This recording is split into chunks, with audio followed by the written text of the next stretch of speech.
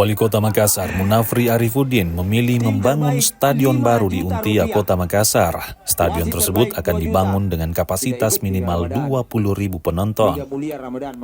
Munafri Arifuddin, sapaan API, menuturkan pembangunan stadion ini memang menjadi salah satu program prioritasnya, sehingga dirinya akan memastikan lokasi yang dipilih adalah aset milik pemerintah kota.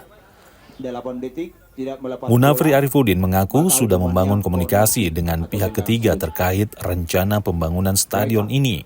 API menjelaskan pembangunan stadion bertaraf internasional bisa menelan anggaran 400 hingga 500 miliar, namun untuk di stadion di Untia cukup dengan anggaran 200 hingga 250 miliar untuk kapasitas minimal 20.000 penonton.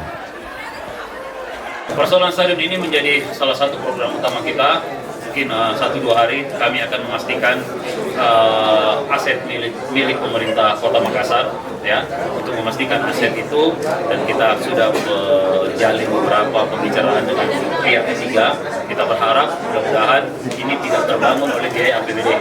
Ini bisa menjadi investasi yang inovatif yang bisa hadir di Kota Makassar. Saya melihat sudah ada beberapa perbandingan dari hasil pertemuan dan beberapa perbincangan dengan kawan-kawan. Mudah-mudahan dalam minggu depan atau minggu ini ada salah satu calon investor yang akan sampai ke Makassar.